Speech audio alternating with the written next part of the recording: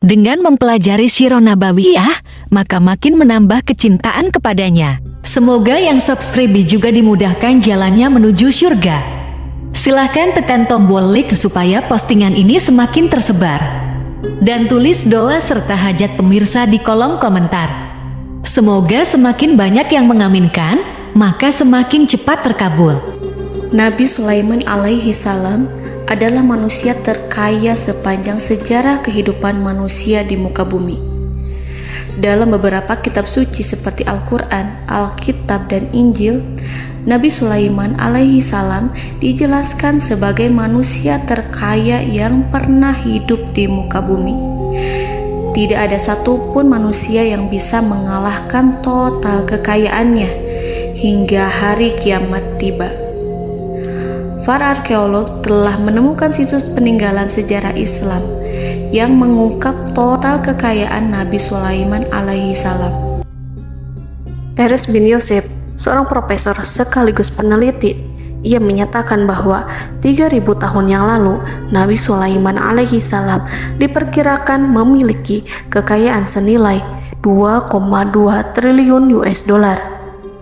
Dan apabila dikonversikan dengan nilai mata uang dolar hari ini, jika dirupiahkan, maka nilainya setara dengan 32.891.870 triliun rupiah.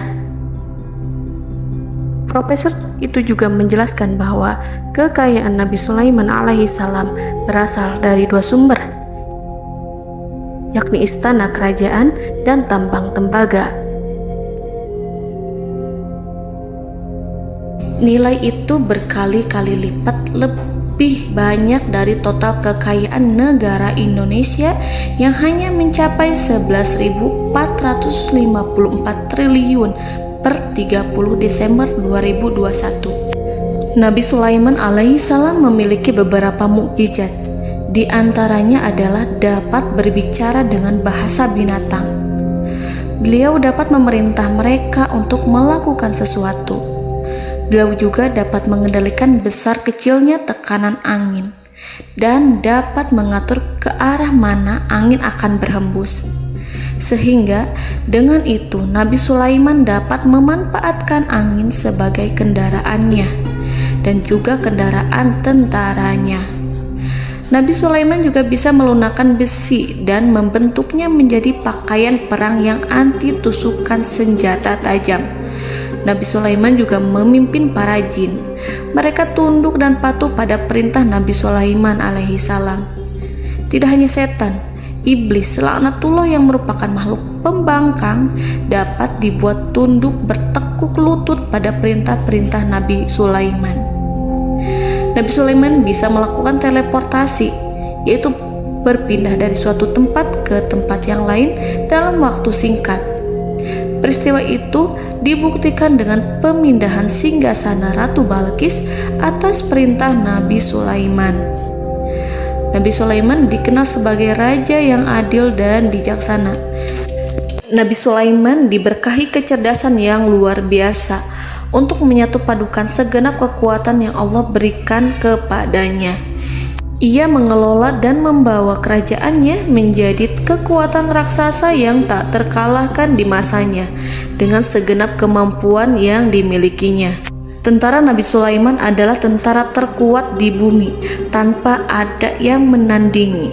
Pertanyaan mendasar yang muncul kali ini adalah dari mana sumber kekayaan dan kekuatan Nabi Sulaiman alaihi salam? Untuk mendapat jawaban dari pertanyaan itu, simak video ini sampai akhir. Sebelum itu, mari bantu channel ini terus berkembang dengan cara subscribe dan nyalakan tanda loncengnya. Berikan komentar yang positif dan berikan like serta share video ini. Bismillahirrahmanirrahim. Sungguh kami benar-benar telah menganugerahkan ilmu kepada Daud dan Sulaiman. Keduanya berkata, segala puji bagi Allah yang melebihkan kami dari kebanyakan hamba-hambanya yang mukmin. Sulaiman telah mewarisi Daud dan dia berkata, "Wahai manusia, kami telah diajari untuk memahami bahasa burung dan kami dianugerahi segala sesuatu. Sesungguhnya semua ini benar-benar karunia yang nyata." Quran Surat An-Naml ayat 15-16. Saudara-saudaraku yang dirahmati Allah, pada ayat di atas disebutkan bahwa Sulaiman telah mewarisi Daud. Nabi Sulaiman mewarisi Nabi Daud dalam sisi kenabian dan kekuasaan, bukan mewarisi harta, karena para nabi tidak mewariskan harta. Sebab sepeninggalan mereka, harta para nabi menjadi sedekah bagi orang-orang yang ada di sekitarnya, yaitu orang-orang fakir dan orang-orang yang membutuhkan. Dan harta para nabi tidak dikhususkan bagi kalangan keluarganya. Rasulullah Shallallahu Alaihi Wasallam bersabda, "Kami para nabi tidak mewariskan. Nabi Sulaiman mewarisi kenabian dari Nabi Daud. Ini adalah hal yang jelas. Allah telah memilihnya sebagai nabi dari Bani Israel. Begitu juga Allah telah memberinya kekuasaan kerajaan sehingga ia menjadi pemimpin Bani Israel." Barangkali sesuatu yang paling penting yang diwarisi oleh Nabi Sulaiman dari Nabi Daud adalah tradisi militer. Kemajuan militer yang dahsyat telah berpindah kepada Nabi Sulaiman. Nabi Daud sebenarnya adalah seorang pengembala kambing yang sangat miskin, tetapi seiring dengan perjalanan waktu, ia menjadi komandan pasukan tiada tanding. Nabi Daud alaihi salam mengetahui bahwa kekuatan hakiki yang mengatur alam semesta adalah kekuatan Allah. Ketika Nabi Daud mengulurkan tangannya dan memegang potongan batu, lalu beliau melemparkannya dengan ketepel ke arah Jalut, kepala Jalut retak dan ambruk menghantam tanah. Ini sebagai bentuk demonstrasi kekuatan darinya. Kehadiran Nabi Daud mengubah pasukan Bani Israel, di mana mereka sebelumnya lari jika berhadapan dengan musuh. Maka kini keberadaan mereka mulai diperhitungkan di masa hidupnya. Nabi Daud mengalami peperangan yang sangat banyak, tapi Al-Quran tidak menceritakan secara terperinci. Hal itu dikarenakan karena Al-Quran adalah kitab dakwah di jalan Allah, bukan kitab sejarah. Al-Quran hanya menceritakan di dalam Al-Quran surat Shad ayat 20, "Dan kami kuatkan kerajaannya, kerajaan Daud." Ayat tersebut berarti bahwa Nabi Daud belum terkalahkan dalam peperangan yang diikutinya. Di samping dukungan yang Allah berikan kepadanya, juga pasukan dan rakyatnya, di mana mereka adalah orang-orang yang bertauhid, menyerahkan diri kepada Allah. Allah Subhanahu wa Ta'ala mengajarkan kepada Nabi Daud hal-hal yang menjadikan pasukannya memiliki keistimewaan yang dengannya mereka dapat mengalahkan pasukan-pasukan lain, pasukan-pasukan besar yang ada di bumi pada saat itu. Allah Subhanahu wa Ta'ala berfirman dalam surat Saba ayat 10, "Dan kami telah melunakkan besi untuknya." Baju besi mungkin akan menjadi masalah dalam benak kita. Ketika orang-orang yang berperang, baju besi cukup mengganggu gerakan mereka. Kita bisa membayangkan ketika ada dua orang berperang, salah satu dapat bergerak bebas, sementara yang lainnya tidak leluasa bergerak karena tertahan dengan pakaiannya. Namun, dengan kekuasaan Allah, Nabi Daud dapat melunakkan besi dan membuat baju besi yang ringan, yang mudah untuk digunakan. Ini adalah kemajuan penting yang Allah berikan kepada Nabi Daud dan tentaranya. Kemajuan itu kemudian diajarkan, diwariskan dan dimiliki oleh Nabi Sulaiman alaihi salam. Nabi Sulaiman memiliki pasukan dahsyat yang melebihi pasukan manapun di bumi saat itu, atau bahkan mungkin saat ini. Bahkan Allah menambahkan karunia-Nya kepada Nabi Sulaiman yang disebutkan dalam Al-Quran surat An-Naml ayat 16. "Dan Sulaiman telah mewarisi Daud, dan dia berkata, 'Wahai manusia, kami telah diberi pengertian tentang suara burung, dan kami diberi segala sesuatu. Sesungguhnya, ini benar-benar suatu karunia yang nyata.'" Saudara-saudaraku yang dirahmati Allah, pada suatu hari Nabi Sulaiman alaihi salam menengadahkan tangannya dan berdoa kepada Allah Subhanahu wa ta'ala. Antara hati Nabi dan Allah tidak ada penghalang, tidak ada jarak, tidak ada sekatan waktu, tidak ada satupun dari para nabi yang berdoa kepada Allah kecuali doanya pasti dikabulkan. Doa Nabi Sulaiman alaihi salam direkam dalam Al-Quran surat Shad ayat 35. Nabi Sulaiman berkata, "Ya Tuhanku, ampunilah aku, anugerahkanlah kepadaku kerajaan yang tidak dimiliki oleh seorang pun sesudahku." Nabi Sulaiman menginginkan dari Allah sesuatu kerajaan yang belum pernah diperoleh oleh siapapun setelahnya. Allah Subhanahu wa ta'ala mengabulkan doa Nabi Sulaiman dan memberinya kerajaan tersebut. Nabi Sulaiman mewarisi kekuasaan, kenabian, hikmah ilmu dari Nabi Daud alaihi salam. Orang-orang menyebut Nabi Sulaiman Al-Hakim, Sulaiman yang bijaksana. Kebijaksanaan Nabi Sulaiman tidak terbatas pada keadilannya di tengah-tengah manusia dan juga kasih sayangnya kepada mereka. Namun, kebijaksanaan Nabi Sulaiman juga berlaku di kalangan burung dan binatang lainnya. Nabi Daud juga mengenal bahasa burung, tetapi Nabi Sulaiman dapat berbicara dengan bahasa burung. Bahkan, ia dapat menggantikannya sebagai pembantunya. Ketika Nabi Daud bertasbih di gunung, burung-burung serta binatang buas ikut bertasbih bersamanya. Bahkan angin pun berhenti untuk mendengarkan tasbih itu. Sedangkan Nabi Sulaiman alaihi salam, Allah Subhanahu wa ta'ala memberinya karunia lebih dari itu, di mana binatang-binatang buas tunduk padanya, begitu juga angin dan burung. Saudara-saudaraku yang dirahmati Allah, Nabi Sulaiman alaihi salam mampu mendengarkan bisikan semut yang berbicara kepada sesama mereka. Bahkan ia mampu memerintahkan semut tersebut sehingga semut itu menjadi taat pada perintahnya. Pasukan Nabi Sulaiman memiliki kekuatan yang sangat dahsyat. Belum pernah ada di dunia ini satu pasukan pun yang memiliki kekuatan seperti itu. Kekuatan Nabi Sulaiman berasal dari beberapa kombinasi yang sangat mengagumkan, sehingga karenanya ia tidak dapat tertandingi. Kekuatan itu terdiri dari manusia, binatang-binatang, jin, dan lain sebagainya. Kita mengetahui bahwa jin adalah makhluk Allah dan manusia tidak mampu melihatnya atau menghadirkannya atau meminta pertolongan kepadanya. Sedangkan Nabi Sulaiman telah diberi Allah suatu kemampuan untuk menundukkan jin, mempekerjakan mereka sebagai tentara di tengah-tengah peperangan. Bahkan ia mampu menjadikan mereka sebagai pekerja-pekerja kasar di kerajaannya saat tidak ada peperangan.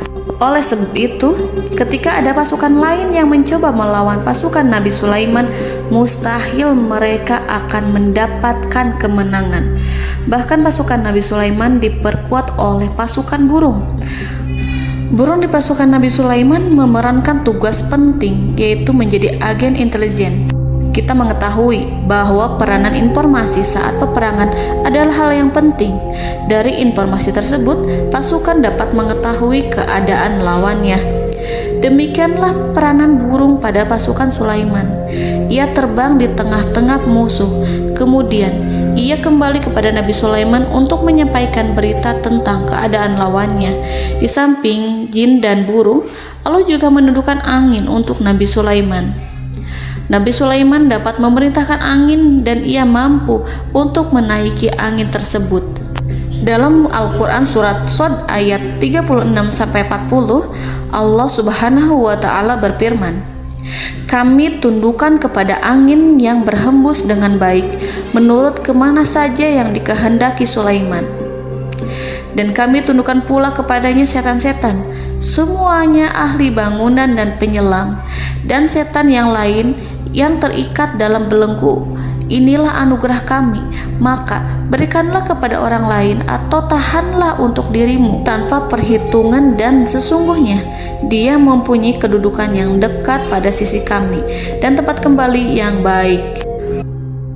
Saudara-saudaraku yang dirahmati Allah, Allah Subhanahu wa Ta'ala juga memberikan kemampuan yang tak seorang pun dari para nabi mendapatkannya, yaitu kemampuan untuk memerintah setan. Setan adalah salah satu bagian dari jin. Ia adalah kelompok yang celaka dari bangsa jin. Kelompok ini sebenarnya tidak mampu dikuasai oleh manusia. Bahkan jin yang soleh tidak dapat mengatur setan. Adapun Nabi Sulaiman, Allah telah memberinya kekuasaan untuk menundukkan setan dan mempekerjakannya, bahkan mengikatnya dengan rantai serta menghukumnya jika ia menentang pada perintahnya. Setan membangun untuk Sulaiman istana-istana, patung-patung dan alat-alat perang. Bahkan setan-setan itu menyelam ke dasar lautan untuk mengeluarkan permata dan yakut untuk Sulaiman. Jika di antara setan yang menentang perintahnya, maka Nabi Sulaiman alaihi salam mengikatnya dengan rantai. Ini semua menunjukkan kekayaan Nabi Sulaiman dan kekuasaannya, di mana ia mampu mengatur banyak makhluk di bumi ini. Tentu saja, kemampuan itu semua adalah atas izin dari Allah Subhanahu wa Ta'ala sebagai mukjizat darinya. Allah Subhanahu wa Ta'ala berfirman dalam Al-Quran surat Saba ayat 12, dan sebagian dari jin adalah yang bekerja di hadapannya di bawah kekuasaannya dengan izin Tuhannya, dan siapa yang menyimpang di antara mereka dari perintah kami, maka kami rasakan kepadanya azab neraka yang apinya menyala-nyala. Para jin itu membuat untuk Sulaiman apa yang dikehendakinya, dari gedung-gedung yang tinggi, patung-patung, dan piring-piring yang besarnya seperti kolam, atau periuk yang tetap berada di atas tungku. Saudara-saudaraku yang dirahmati Allah, Nabi Sulaiman yang bijaksana adalah penguasa yang tak tertandingi di muka bumi. Meskipun memperoleh nikmat-nikmat khusus yang agung itu yang Allah berikan kepada Sulaiman, beliau tetap menunjukkan dirinya sebagai manusia yang paling banyak berzikir kepada Allah dan manusia yang paling banyak bersyukur di zamannya. Saudara-saudaraku yang dirahmati Allah, sebagaimana Allah Subhanahu wa Ta'ala memberikan nikmat kepada ayahnya Nabi Daud alaihi salam, di mana ia mampu melunakkan besi, dan Allah mengajarinya bagaimana cara mencairkan besi, maka Nabi Sulaiman alaihi salam dapat memanfaatkan tembaga yang cair untuk peperangan. Dan juga di saat perdamaian, pada saat peperangan, beliau mencampur tembaga dengan besi dan menjadikannya perunggu. Mereka menggunakan senjata-senjata perunggu dalam peperangan seperti pedang, baju besi, dan juga pisau. Senjata-senjata ini adalah senjata yang paling kuat pada saat itu. Sedangkan di saat damai, tembaga digunakan untuk membuat bangunan, perhiasan, dan sebagainya. Meskipun Nabi Sulaiman mendapatkan nikmat yang besar dan karunia yang khusus, Allah Subhanahu wa Ta'ala mengujinya dengan suatu ujian yang dahsyat. Ujian yang akan selalu datang kepada seorang hamba yang soleh. Ketika hamba itu mendapatkan kedudukan besar, maka ujiannya pun menjadi besar. Allah Subhanahu wa Ta'ala menguji Nabi Sulaiman dengan penyakit. Diceritakan oleh Fahru Roji, Nabi Sulaiman diuji dengan suatu penyakit yang keras, di mana kedokteran saat itu tidak dapat dan tidak mampu mengatasinya. Sakitnya Nabi Sulaiman sangat keras sehingga para dokter dari kalangan manusia ataupun jin tidak mampu menghilangkan penyakit itu. Lalu burung-burung menghadirkan rumput-rumput yang dianggapnya sebagai obat, tetapi Nabi Sulaiman tak kunjung sembuh.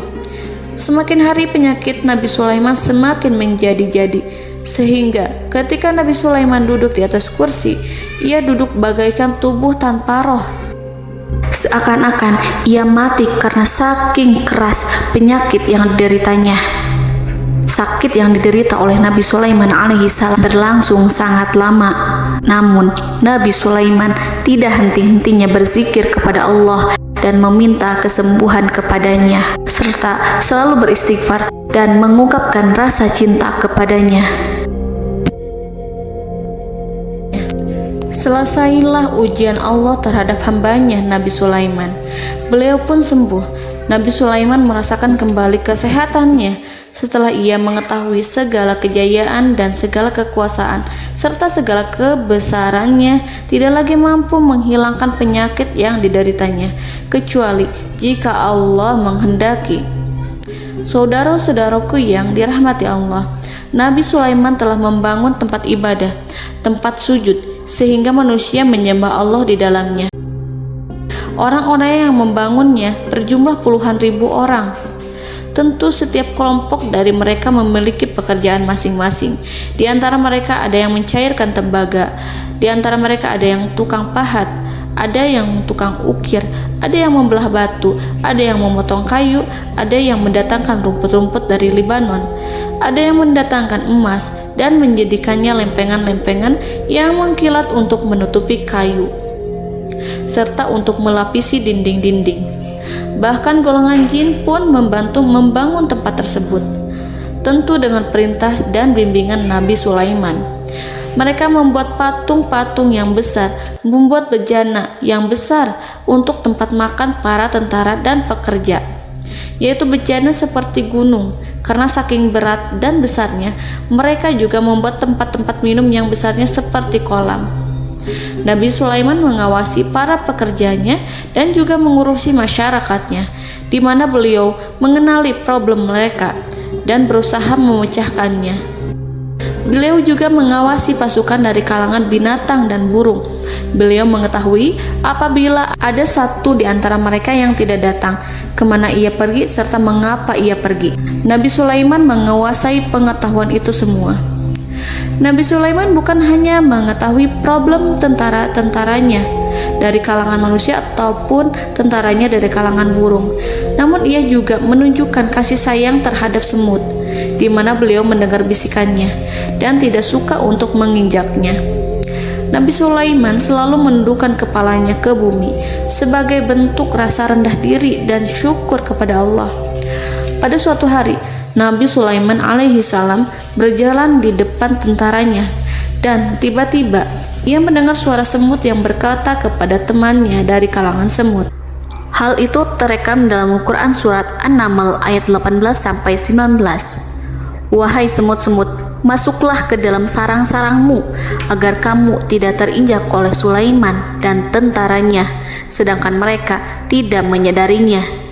Nabi Sulaiman alaihi salam tersenyum mendengar itu dan ia berdoa, "Ya Allah, ya Tuhanku, berilah aku ilham untuk tetap mensyukuri nikmat-Mu yang telah Engkau anugerahkan kepadaku dan kepada kedua orang ibu bapakku, dan untuk mengerjakan amal soleh yang Kau ridhoi, dan masukkanlah aku ke dalam rahmat-Mu, ke dalam golongan hamba-hamba-Mu yang soleh."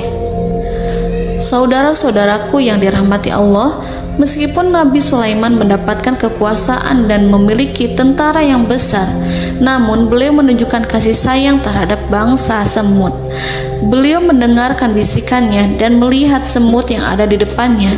Oleh karena itu, tak mungkin baginya untuk menginjak golongan semut itu.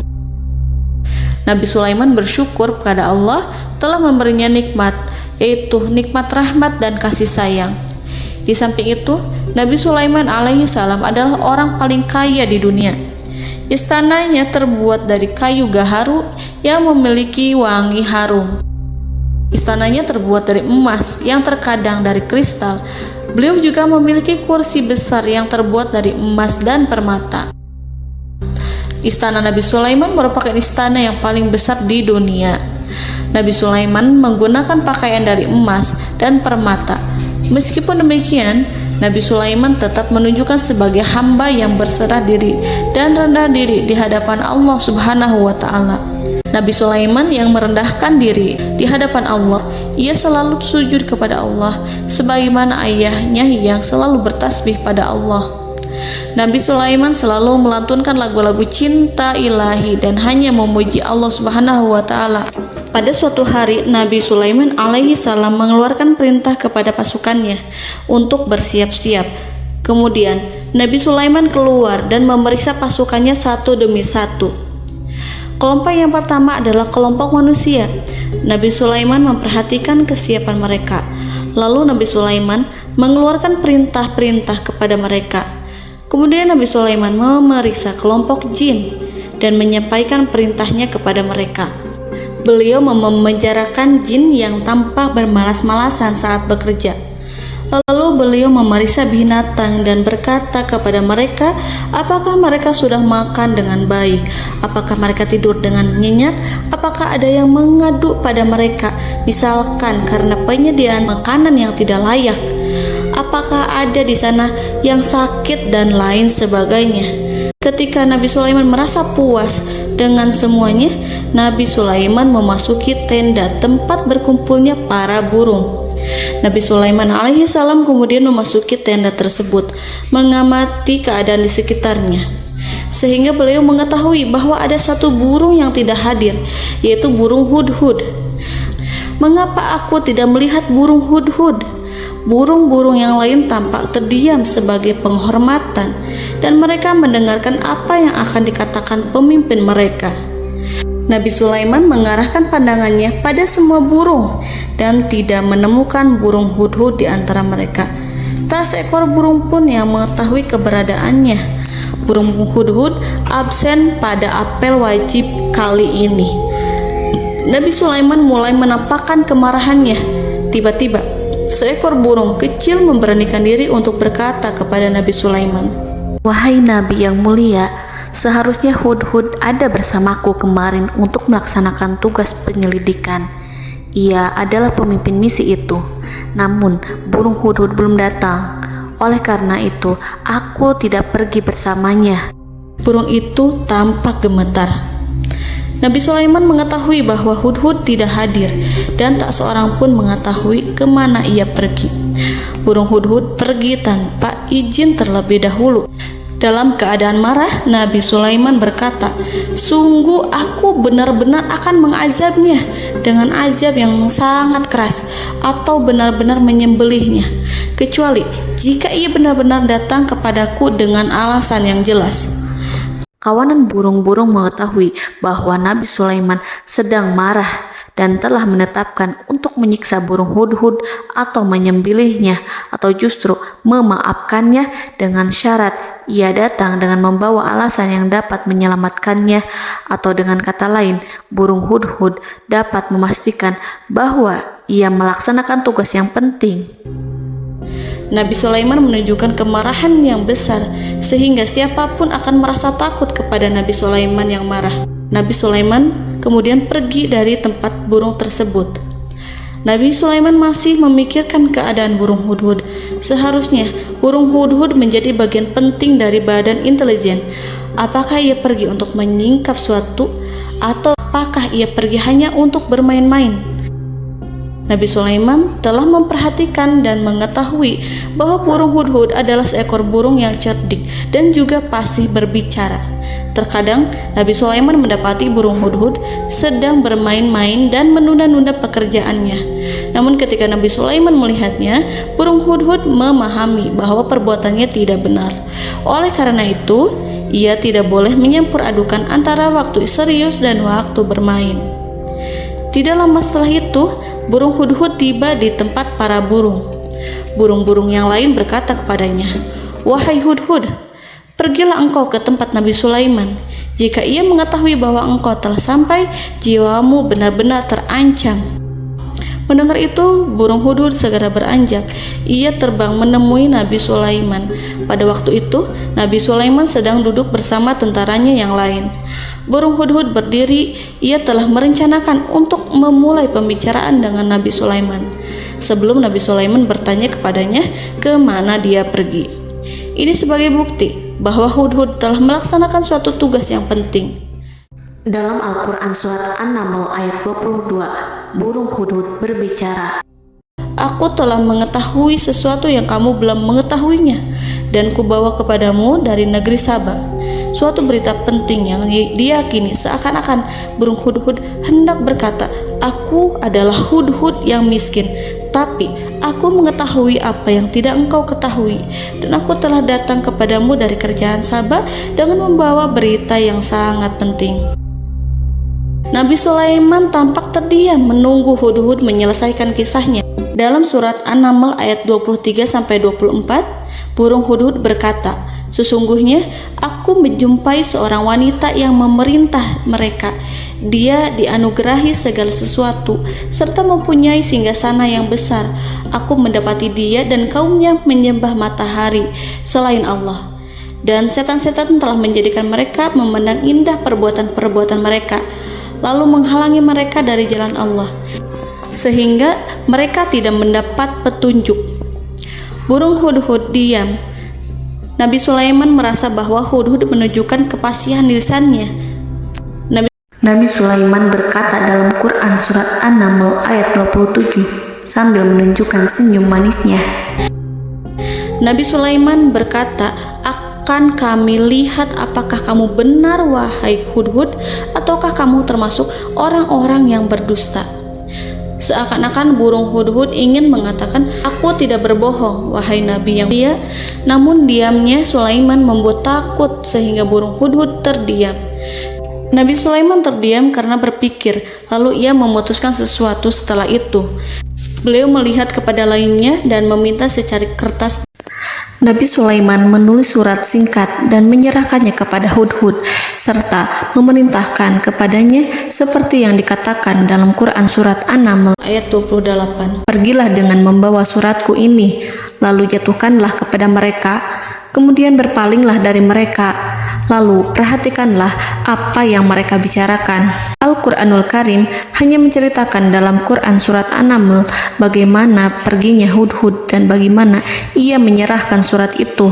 Lalu Al-Quran langsung menyebut keadaan kerajaan Balqis yang saat itu sedang membaca surat di depan para pembesar kerajaan dan para menterinya. Dalam Al-Quran surat An-Naml ayat 29-31 berkatalah Balqis, "Wahai pembesar-pembesar, sesungguhnya telah dijatuhkan kepadaku sebuah surat yang mulia. Sesungguhnya surat ini dari Sulaiman, dan sesungguhnya isinya dengan menyebut nama Allah yang Maha Pengasih lagi Maha Penyayang, bahwa janganlah kalian berlaku sombong terhadapku, dan datanglah kepadaku sebagai orang yang berserah diri." Saudara-saudaraku yang dirahmati Allah, dalam surat tersebut Nabi Sulaiman menyebutkan supaya mereka menyerahkan diri dan tunduk kepada perintah Nabi Sulaiman. Nabi Sulaiman memerintahkan agar mereka meninggalkan penyembahan terhadap matahari. Nabi Sulaiman tidak mempersoalkan akidah mereka dan tidak memuaskan mereka dengan apapun. Nabi Sulaiman hanya memerintahkan bahwa ia berada di atas kebenaran. Bukankah ia didukung kekuatan yang berlandaskan keyakinan yang dimilikinya? Nabi Sulaiman hanya memerintahkan mereka agar tunduk dan patuh kepadanya. Ratu Sabak menyampaikan surat tersebut di tengah-tengah kaumnya. Dalam Quran surat An-Naml ayat 32 dijelaskan, "Dan berkatalah Balqis, wahai para pembesar, berilah aku pertimbangan dalam urusanku ini. Aku tidak pernah memutuskan sesuatu persoalan sebelum kamu berada dalam majelisku." Saudara-saudaraku yang dirahmati Allah, para pembesar istana Balqis menentang surat tersebut. Isi surat itu membangkitkan kesombongan kaum Sabak, di mana mereka merasa lebih kuat. Mereka mengetahui bahwa di sana ada seorang yang mencoba menentang mereka dan mengisyaratkan peperangan kepada mereka. Lalu ia meminta kepada mereka untuk memenuhi syarat-syaratnya sebelum terjadinya peperangan dan kekalahan. Dalam surat An-Naml ayat 33, mereka menjawab, "Kita adalah orang-orang yang memiliki kekuatan dan juga memiliki keberanian yang sangat besar dalam peperangan. Dan keputusan berada di tanganmu, wahai rajaku. Maka pertimbangkanlah apa yang akan kamu perintahkan." Saudara-saudaraku yang dirahmati Allah, para pembesar kaum Sabak seakan ingin berkata, "Kita siap untuk melaksanakan perang." Tampaknya ratu itu memiliki kebijakan yang lebih baik dari pembesar kaumnya. Surat Sulaiman itu membuatnya berpikir lebih jernih dan lebih berhati-hati. Ia berusaha sebisa mungkin menghindari peperangan. Ratu itu berpikir dalam tempo yang lama. Nama Sulaiman tidak diketahuinya dan ia pun belum pernah mendengarnya. Oleh karena itu, Ratu kaum Sabak tidak mampu mengetahui dan mendeteksi seberapa besar kekuatan Nabi Sulaiman. boleh jadi Nabi Sulaiman memiliki kekuatan yang dahsyat, sehingga ia mampu memerangi kekuasaannya dan mengalahkannya. Kemudian ratu memperhatikan apa yang ada di sekelilingnya. Ia melihat kemajuan masyarakatnya dan juga kekayaannya. Barangkali ia mengira bahwa Nabi Sulaiman iri terhadap kemajuan dan kekayaannya itu, sehingga Nabi Sulaiman ingin menyerangnya. Setelah mempertimbangkan isi surat Nabi Sulaiman dengan cermat, Ratu Saba memilih untuk tidak bersikap ceroboh dan bodoh. Ratu lebih suka untuk menggunakan bahasa kelembutan. Ia mengirim kepada Nabi Sulaiman suatu hadiah yang besar. Ratu mengira bahwa Nabi Sulaiman seorang yang ambisius, yang boleh jadi ia telah mendengar tentang kekayaan kerajaan Saba. Para utusan pergi dengan membawa hadiah dari Ratu Saba. Ratu berharap agar mereka dapat memasuki kerajaan Nabi Sulaiman dan akan mengetahui kondisi kerajaannya. Saat mereka pulang, Ratu ingin mendengar secara langsung dari mereka tentang bagaimana keadaan kaum Nabi Sulaiman dan pasukannya. Setelah mendapatkan informasi yang cukup, maka Ratu Balqis dapat membuat sesuatu keputusan yang tepat. Ratu menyembunyikan apa yang terlintas dalam pikirannya, lalu ia berbicara kepada pembesar istananya bahwa ia dapat menyingkap niat jahat Raja Sulaiman melalui cara mengirimkan hadiah kepadanya. Ratu lebih memilih cara tersebut dan menunggu reaksi dari Nabi Sulaiman. Ratu berhasil memuaskan para pembesar istana, dan untuk sementara ia menghilangkan ide untuk berperang. Karena para raja jika menyerang suatu desa, maka pemimpin desa tersebut adalah orang yang paling banyak mendapatkan kehinaan. Akhirnya, para pembesar kaumnya merasa puas dengan pikiran Ratu Balqis. Saudara-saudaraku yang dirahmati Allah, dalam surat An-Naml ayat 34-35 dijelaskan, Ratu Balqis berkata, "Sesungguhnya raja-raja apabila memasuki suatu negeri, niscaya mereka akan membinasakannya dan menjadikan penduduknya yang mulia menjadi hina. Dan demikian pula lah yang akan mereka perbuat. Dan sesungguhnya aku akan mengirim utusan kepada mereka dengan membawa hadiah, dan aku akan menunggu apa yang akan dibawa kembali oleh utusan itu." Kemudian sampailah hadiah dari Ratu Balqis kepada Nabi Sulaiman. Para intelijen Nabi Sulaiman memberitahunya bahwa utusan Balqis datang dengan membawa hadiah. Nabi Sulaiman langsung mengetahui bahwa Ratu Balqis itu sengaja mengirim orang-orangnya untuk mengetahui atau untuk mendapatkan informasi tentang kekuatannya. Lalu setelah itu ia akan mengambil keputusan atau mengambil sikap kepada kerajaan Sulaiman. Nabi Sulaiman segera memanggil semua pasukannya untuk berkumpul. Utusan Balqis segera memasuki istana Nabi yang dipenuhi dengan pasukan yang besar bersenjata. Melihat itu, utusan Ratu Balqis tercengang dan terkejut ketika mereka melihat kekayaan yang mereka bawa tidak ada apa-apanya dibandingkan dengan kerajaan Nabi Sulaiman. Hadiah mereka tampak tidak berarti. Emas yang mereka bawa tampak tidak memiliki makna saat mereka memasuki istana Nabi Sulaiman yang terbuat dari kayu-kayu pohon gaharu yang mengeluarkan bau yang harum serta dihiasi dengan emas permata. Para utusan Ratu Balqis berdiri bersama Nabi Sulaiman dan menyaksikan bagaimana Nabi Sulaiman mengendalikan pasukannya. Kemudian mereka mulai berpikir tentang kekuatan dan kualitas pasukan Nabi Sulaiman. Betapa kagetnya mereka ketika melihat di tengah-tengah pasukan itu terdapat singa, burung, dan tentara dari kalangan manusia yang mampu terbang. Mereka pun sadar bahwa mereka di hadapan pasukan yang tiada tandingannya.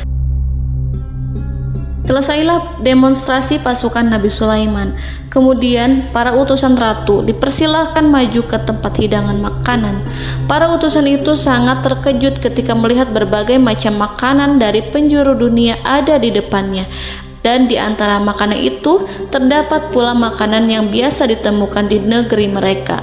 Tetapi mereka melihat bahwa makanan itu memiliki rasa yang lebih istimewa. Selain itu, piring-piring yang ada di depan mereka terbuat dari emas dan mereka dilayani oleh laki-laki yang berhias dengan emas. Di meja makan itu terdapat burung, ikan laut, dan berbagai macam daging yang mereka tidak mampu lagi membedakan daging apa itu. Nabi Sulaiman tidak makan bersama mereka, tapi beliau makan dengan menggunakan piring yang terbuat dari kayu. Beliau memakan roti yang kering yang dicampur dengan minyak. Inilah makanan yang dipilih Nabi Sulaiman. Makan bersama mereka dalam keadaan diam, mereka merasa kehadiran Nabi Sulaiman menciptakan suatu wibawa yang luar biasa. Selesai perjamuan itu, lalu dengan sangat malu mereka menyerahkan hadiah dari Ratu Balqis kepada Nabi Sulaiman. Hadiah itu berupa emas yang bagi mereka hadiah itu sangat bernilai tinggi. Tapi di sini hadiah itu tampak kecil di hadapan kekayaan-kekayaan Nabi Sulaiman yang sangat mengagumkan. Nabi Sulaiman memperhatikan hadiah dari Ratu Balqis itu dan berkata dalam Quran surat An-Naml ayat 36, "Maka apa yang diberikan Allah kepadaku lebih baik daripada apa yang diberikannya kepadamu, tetapi kamu merasa bangga dengan hadiahmu." Saudara-saudaraku, Raja Sulaiman menyingkap dengan kata-katanya yang singkat itu penolakannya terhadap hadiah mereka. Ia memberitahu utusan itu bahwa ia tidak menerima hadiah tersebut. Ia tidak merasa puas dengan hadiah itu.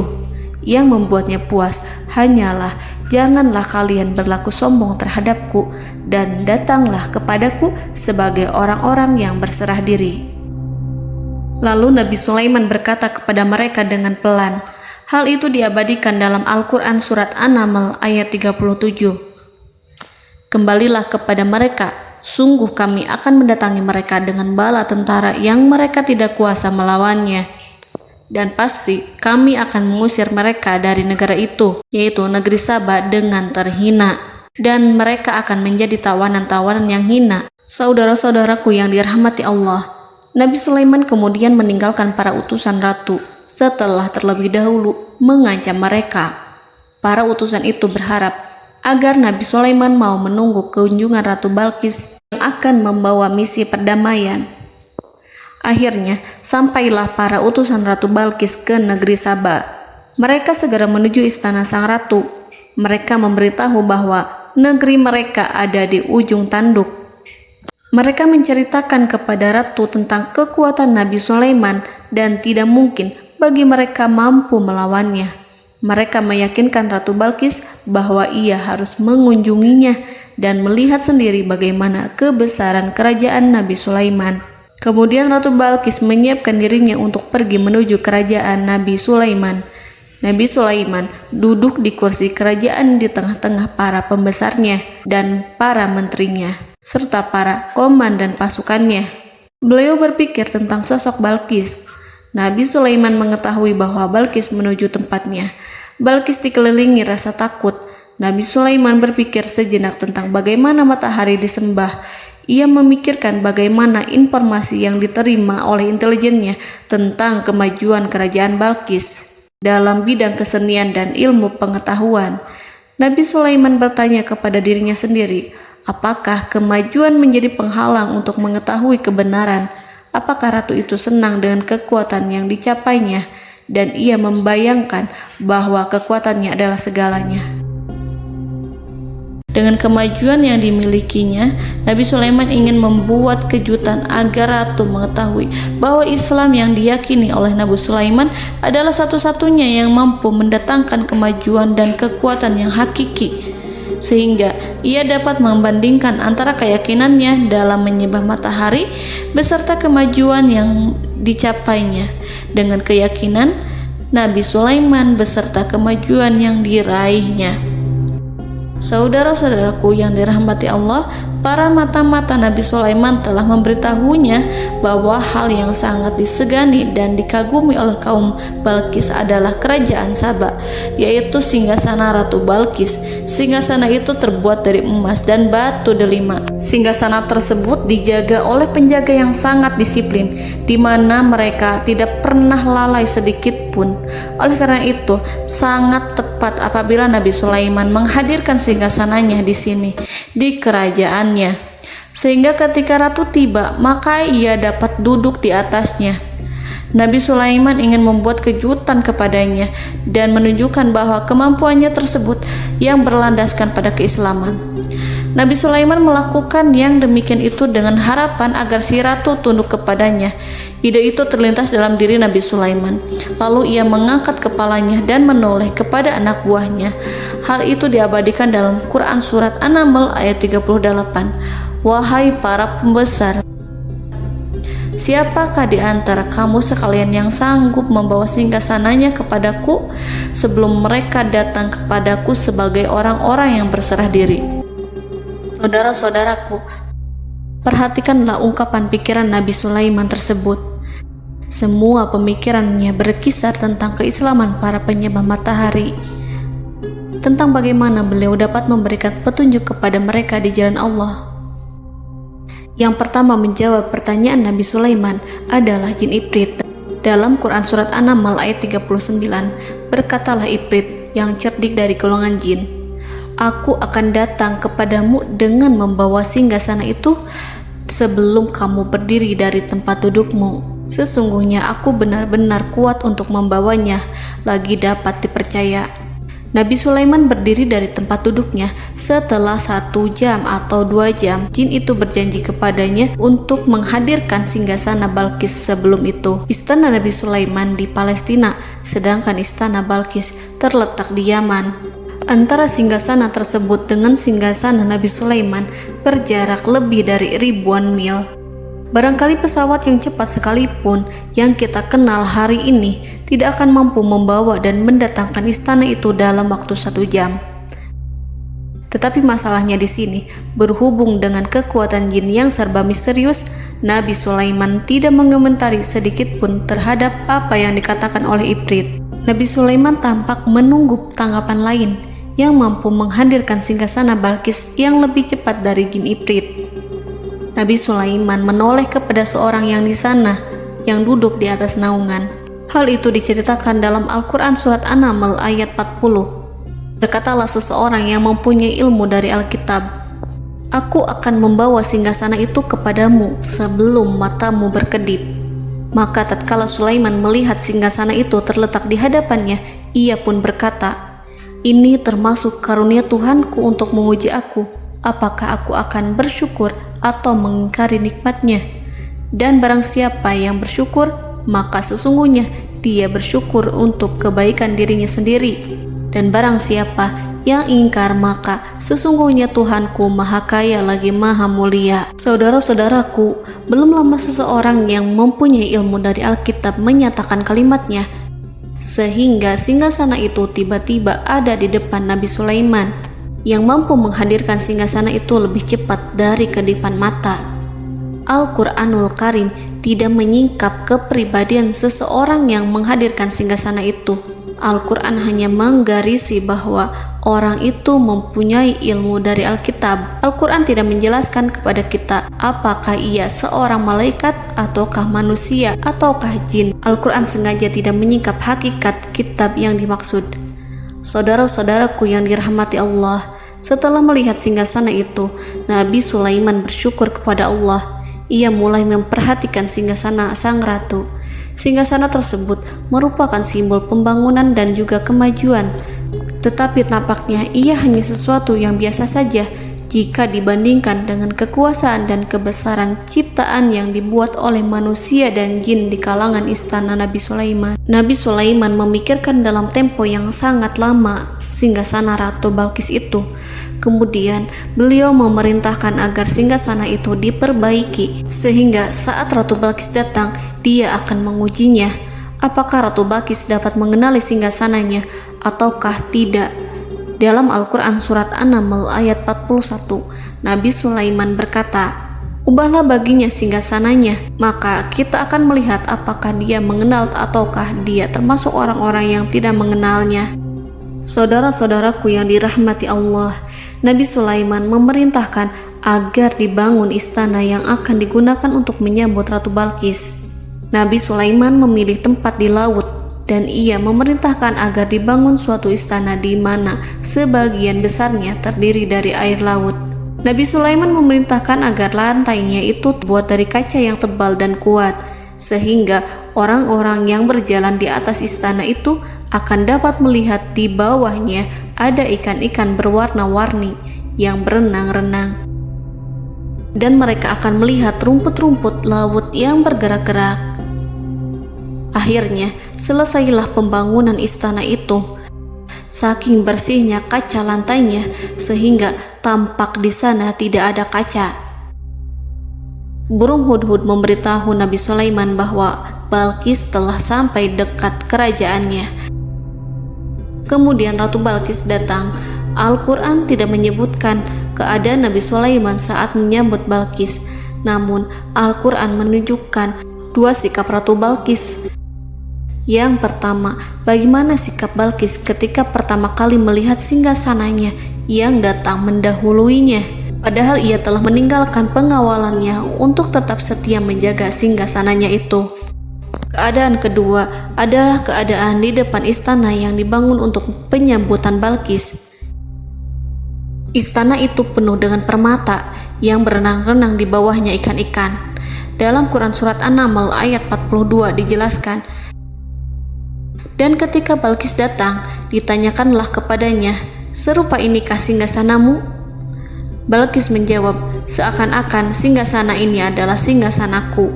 Kami telah diberi pengetahuan sebelumnya, dan kami adalah orang-orang yang berserah diri. Saudara-saudaraku, pada dialek di atas, Balkis melihat singgasananya dan ia tercengang saat mengetahui bahwa itu adalah singgasana miliknya. Namun kemudian ia mulai ragu karena melihat tidak sepenuhnya itu singgasana miliknya.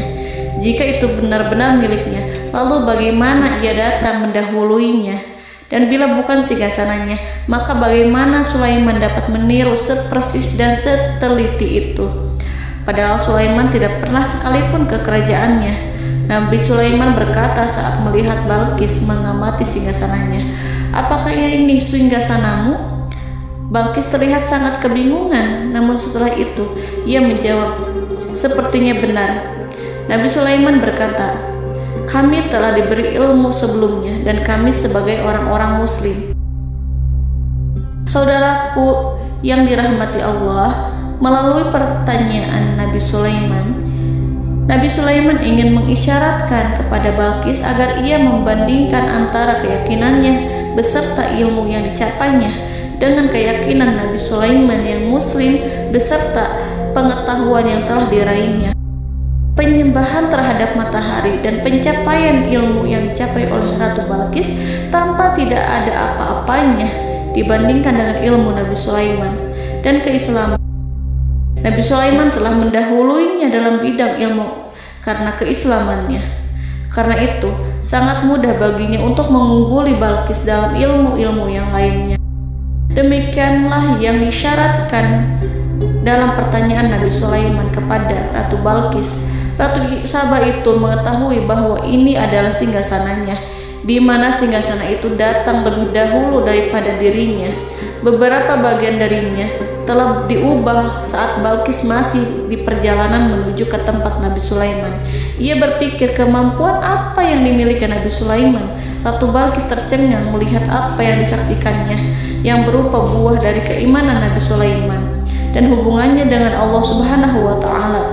Sebagaimana Balkis juga tercengang ketika melihat kemajuan di bidang ilmu pembangunan, seni, dan ilmu-ilmu yang lainnya. Maka ia tidak lebih kagum lagi saat melihat hubungan yang kuat antara keislaman Nabi Sulaiman dengan ilmunya, serta kemajuan yang diraihnya. Dalam Al-Quran Surat An-Naml ayat 43 dijelaskan, dan apa yang disembahnya selama ini selain Allah mencegahnya untuk melahirkan keislamannya, karena sesungguhnya ia terdahulu termasuk orang-orang yang kafir. Saudara-saudaraku yang dirahmati Allah, berguncanglah dalam benak Balkis ribuan hal ketika melihat keyakinan kaumnya runtuh di hadapan Nabi Sulaiman. Ia menyadari matahari yang disembahnya hanya merupakan ciptaan Allah, dan Allah lah yang menggerakkannya untuk hamba-hambanya. Lalu terbitlah matahari kebenaran dalam dirinya. Hatinya diterangi oleh cahaya baru yang tidak akan tenggelam seperti tenggelamnya matahari. Masa keislamannya hanya menunggu waktu. Ratu Balqis memilih waktu yang tepat untuk mengumumkan keislamannya. Allah Subhanahu wa Ta'ala berfirman dalam Quran Surat An-Naml ayat 44. Dikatakan kepadanya, masuklah ke dalam istana. Maka tatkala ia melihat lantai istana itu, dikiranya kolam air yang besar dan disingkapnya 2 betisnya. Berkatalah Sulaiman, sesungguhnya ia adalah istana licin yang terbuat dari kaca. Berkatalah Balqis, wahai Tuhanku, sesungguhnya aku telah berbuat zalim terhadap diriku dan aku berserah diri bersama Sulaiman kepada Allah Tuhan semesta alam. Saudara-saudaraku yang dirahmati Allah, dikatakan kepada Balqis, masuklah ke dalam istana. Ketika ia masuk, maka ia tidak menyaksikan adanya kaca, tetapi ia melihat air, sehingga ia mengira akan bersinggungan dengan air. Lalu ia menyingkapkan sedikit bajunya agar bajunya itu tidak basah. Nabi Sulaiman mengingatkannya tanpa melihatnya agar ia tidak khawatir terhadap pakaiannya, karena pakaiannya tidak akan basah, sebab di sana tidak ada air. Itu sekedar kaca yang halus, yang saking halusnya sehingga ia tidak tampak. Pada kesempatan itulah Balqis mengumumkan keislamannya yang mengakui kelalimannya, dan ia menyatakan menyerahkan diri kepada Nabi Sulaiman dan kepada Allah Tuhan semesta alam. Lalu kaumnya pun mengikutinya dan mereka memeluk Islam. Balqis menyadari ia berhadapan dengan penguasa yang terbesar di bumi dan Nabi Allah yang mulia. Untuk pertama kalinya, wajah Sulaiman tampak dihiasi dengan senyuman yang menunjukkan kepuasannya sejak Balqis mengunjunginya. Demikianlah Nabi Sulaiman mewujudkan kejayaannya yang hakiki dan menyebarkan cahaya Islam di muka bumi. Saudara-saudaraku, Al-Quran tidak menyebutkan kisah Balqis setelah keislamannya. Para ahli tafsir mengatakan bahwa ia menikah dengan Nabi Sulaiman. Selain itu, ada yang mengatakan bahwa ia menikah dengan salah satu orang dekat Nabi Sulaiman. Ada juga yang mengatakan bahwa sebagian Raja Habasyah adalah keturunan dari buah perkawinan ini. Wallahu a'lam bishawab. Saudara-saudaraku yang dirahmati Allah, Nabi Sulaiman hidup di tengah-tengah kejayaan dan kemuliaan di bumi. Kemudian Allah menetapkan kematian untuknya, sebagaimana kehidupan Sulaiman berada di puncak kemuliaan dan kejayaan yang penuh dengan keajaiban yang luar biasa, maka kematiannya pun merupakan tanda-tanda kebesaran Allah yang penuh dengan keajaiban. Demikianlah bahwa kematiannya sesuai dengan kehidupannya, sesuai dengan kejayaannya. Allah berfirman tentang kematian Sulaiman di dalam Al-Quran Surat Saba ayat 14. Maka tatkala kami telah menetapkan kematian Nabi Sulaiman, tidak ada yang menunjukkan kepada mereka kematiannya itu kecuali rayap yang memakan tongkatnya. Maka tatkala ia telah tersungkur, tahulah jin bahwa kalau sekiranya mereka mengetahui yang gaib, tentulah mereka tidak akan tetap dalam siksa yang menghinakan. Saudara-saudaraku, kemampuan Nabi Sulaiman untuk menundukkan jin dan mempekerjakan mereka serta hubungan mereka dengan semua itu menimbulkan fitnah di tengah-tengah manusia. Dalam hal tertentu, kematian Nabi Sulaiman merupakan batasan jawaban terhadap fitnah ini. Kami tidak mengetahui siapa yang mengklaim bahwa jin mengetahui hal yang gaib, apakah itu setan yang terkutuk atau jin yang bodoh atau manusia yang tertipu. Kami tidak mengetahui siapa yang bertanggung jawab terhadap tersebarnya isu yang keliru ini. Yang kita ketahui adalah bahwa hal tersebut adalah mempengaruhi sebagian manusia dan jin. Barangkali manusia berkata kepada diri mereka, selama jin melakukan perbuatan yang luar biasa ini, maka apa gerangan yang menjadikan mereka tidak mengetahui hal yang gaib itu? Manusia itu lupa bahwa kunci kegaiban berada di tangan Allah.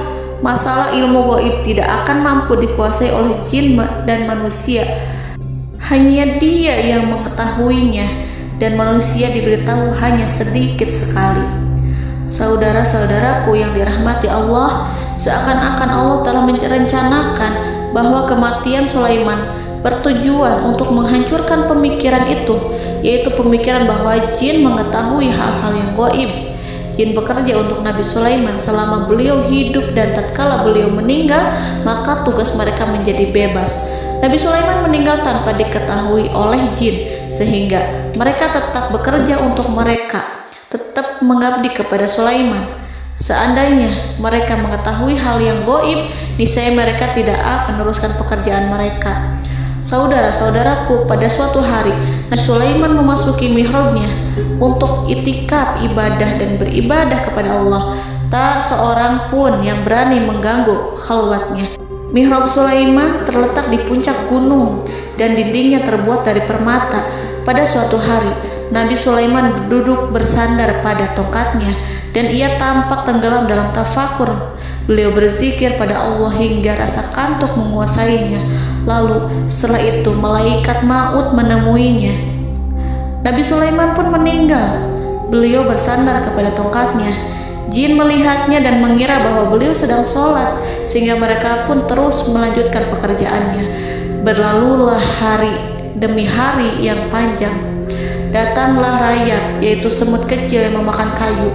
Hewan itu mulai memakan tongkat Nabi Sulaiman.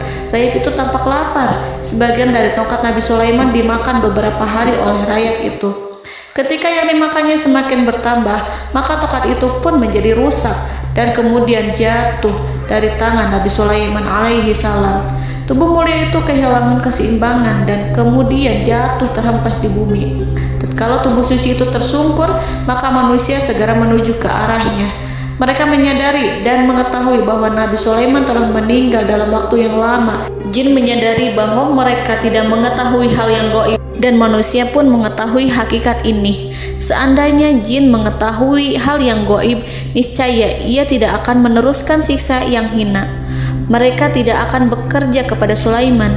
Demikianlah Nabi Sulaiman alaihi salam meninggal dalam keadaan duduk dan sholat di mihrabnya. Lalu berita itu tersebar bagaikan api di bumi. Manusia, burung, dan binatang buas mengantarkan jenazah Nabi Sulaiman. Sekawanan burung tampak sedih dan menangis. Semua makhluk bersedih. Akhirnya tak seorang pun mengetahui bahasa burung di bumi. Meninggallah seorang yang memahami pembicaraan burung, binatang-binatang, jin, dan lain sebagainya. Burung-burung itu berkata, betapa beratnya kehidupan di tengah orang-orang yang tidak mengetahui pembicaraan kita. Allahu a'lam.